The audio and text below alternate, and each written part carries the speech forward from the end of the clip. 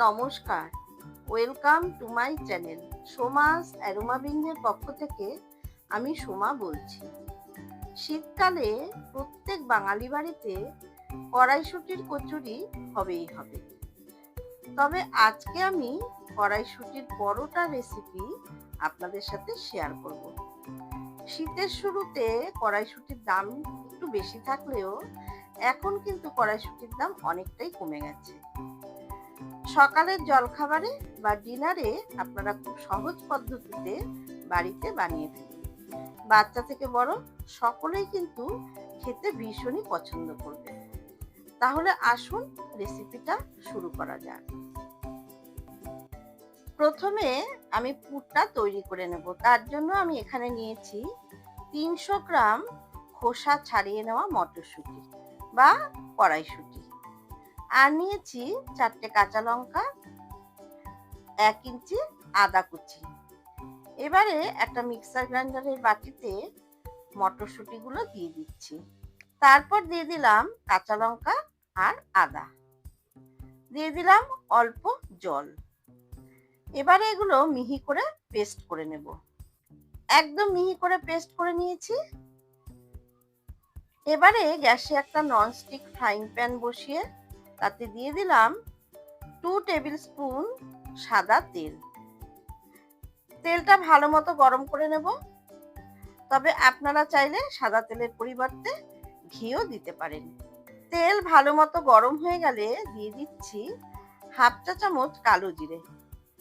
আমার বাড়ির লোক হিংটা খুব একটা পছন্দ করেন না, তাই আমি হিং দিলাম না, তবে আপনারা চাইলে হিংটা দিতে পারেন।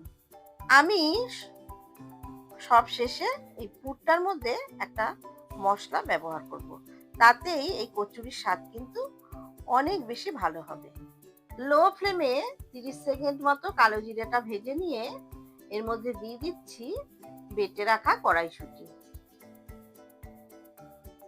এবারে লো টু মিডিয়াম ফ্লেমে আমি কড়াইশুঁটি অনবরত নাড়াচাড়া করে কড়াইশুঁটির জলটা টানিয়ে নেব।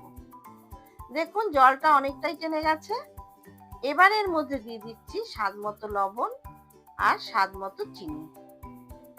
চিনিটা দিলে পুরের স্বাদটা কিন্তু খুবই ভালো হয়, তবে আপনারা আপনাদের স্বাদ মতো চিনিটা ব্যবহার করবেন।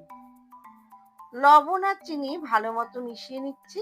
7 থেকে 8 মিনিট অনবরত নাড়াচাড়া করে লো টু মিডিয়াম ফ্লেমে আমি কড়াইশুঁটির জলটা টানিয়ে নিয়েছি।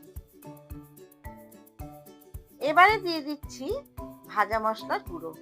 এখানে গোটা জিরে, গোটা ধনে আর শুকনো লঙ্কা ড্রাই রোস্ট করে তারপরে মিক্সার গ্রাইন্ডারে গুঁড়ো করে নিয়ে এর মধ্যে দিয়ে দিলাম। এই ভাজা মশলা দিলে দেখবেন কচুরি বা পরোটার স্বাদ কিন্তু ভীষণই ভালো হয়। ভাজা মশলা ভালো মতো মিশিয়ে নিলাম। দেখুন পুরটা প্যান থেকে ছেড়ে দিয়েছে।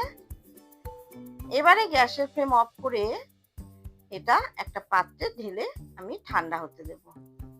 তারপরে একটু স্প্যাচুলা দিয়ে ছড়িয়ে দিলাম যাতে তাড়াতাড়ি পুরটা ঠান্ডা হয়ে যায়। এবারে আমি আটা ময়দার ডোটা রেডি করে নেব। তার জন্য একটা বড় বোলের মধ্যে নিয়ে নিলাম 1 কাপ ময়দা। ওজন হিসাবে এখানে 150 গ্রাম ময়দা নিলাম, আর আটা নিলাম 2 কাপ। ওজন হিসাবে এখানে 300 গ্রাম আটা নিলাম। আপনারা চাইলে আমার মতন এরকম আটা ময়দা মিশিয়েও বানাতে পারেন, অথবা শুধু আটা বা শুধু ময়দা দিয়েও বানাতে পারেন। এবারে এর মধ্যে দিয়ে দিচ্ছি 1/2 চা চামচ লবণ, 1 চামচ গুঁড়ো করে নেওয়া চিনি। গুঁড়ো চিনিটা দিলে মেশাতে সুবিধা হবে। আর 1/2 চা চামচ আজওয়ান। আজওয়ানটা আমি এইভাবে হাতে একটু ডলে ডলে তারপরে দিলাম। এবারে সমস্ত শুকনো উপকরণগুলো ভালো মতো মিশিয়ে নিচ্ছি। সমস্ত শুকনো উপকরণগুলো ভালো মতো মিশিয়ে নিয়ে এর মধ্যে দিয়ে দিচ্ছি 1.5 টেবিল চামচ সাদা তেল। তেলটা আটা ময়দার সাথে ভালো মতো মিশিয়ে নিতে হবে। তারপর অল্প অল্প জল দিয়ে আটা ময়দাটা ভালো করে মেখে নেব।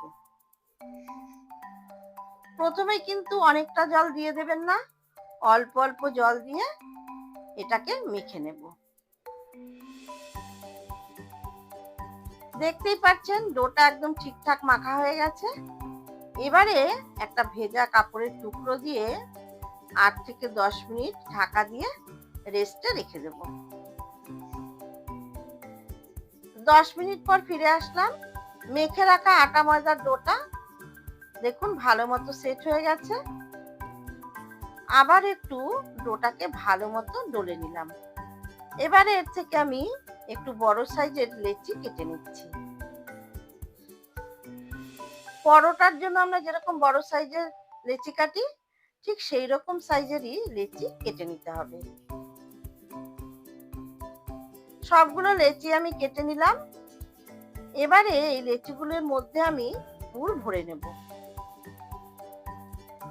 একটা করে লেচি নিয়ে 2 হাতের তালুর মধ্যে খুব ভালো করে গোল করে নিচ্ছি।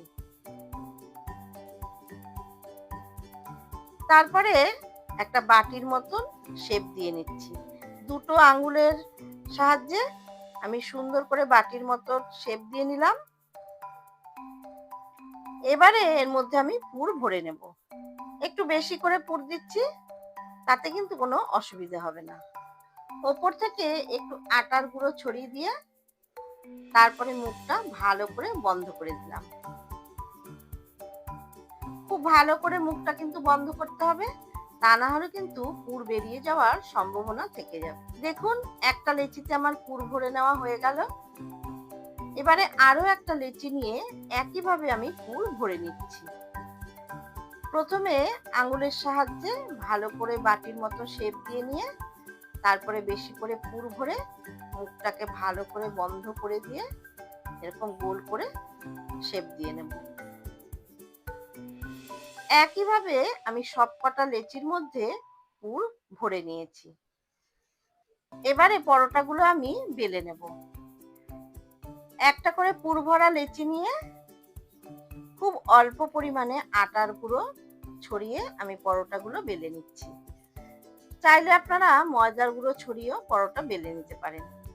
খুব হালকা হাতে পরোটাগুলো কিন্তু বেলে নিতে হবে। খুব বেশি চাপ দিয়ে পরোটা কিন্তু একদমই বেলবেন না। সেক্ষেত্রে চাপ দিয়ে বেললে পরোটা ফেটে গিয়ে পুর বেরিয়ে যাওয়ার সম্ভাবনা থেকে যাবে।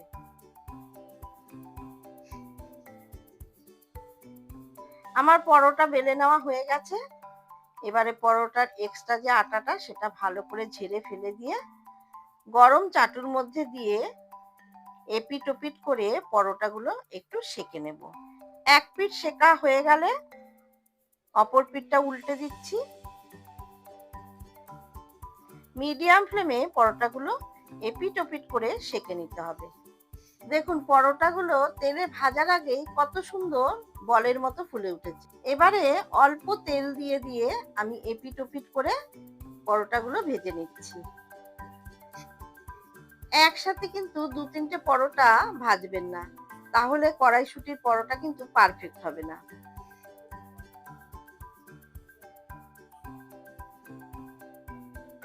আমার একটা পরোটা ভেজে নেওয়া হয়ে গেছে। একইভাবে আমি প্রত্যেকটা পরোটা উল্টে পাল্টে সেঁকে নিয়ে অল্প তেলে পরোটাগুলো ভেজে নিচ্ছি। দেখুন প্রত্যেকটা পরোটা কিন্তু বলের মতো ফুলে উঠেছে আর খুব সুন্দর নরমও হয়েছিল পরোটাগুলো। তেলের পরিমাণ কিন্তু খুবই কম লাগলো, আপনারা দেখতেই পারলেন। আমার সবগুলো পরোটা ভেজে নেওয়া হয়ে গেছে। আজকে আমি এই কড়াইশুঁটির পরোটা আলুর দমের সাথে সার্ভ করব। রেসিপিটা কেমন লাগলো অবশ্যই জানাবেন। ভালো লাগলে বাড়িতে ট্রাই করুন। আশা করছি বাচ্চা থেকে বড় সকলেরই ভীষণ ভালো লাগবে। আমার রেসিপিগুলো ভালো লাগলে অবশ্যই লাইক করবেন, শেয়ার করবেন। আর যারা আমার চ্যানেলে নতুন বন্ধু তাদের কাছে অনুরোধ করব, প্লিজ চ্যানেলটাকে সাবস্ক্রাইব করে পাশে থাকা বেল আইকনটিতে ক্লিক করবেন, যাতে আমার সমস্ত নতুন ভিডিওর আপডেট সবথেকে আগে আপনাদের কাছে পৌঁছে যায়। ফিরে আসবো আবারও কোনো নতুন রেসিপি নিয়ে। ধন্যবাদ।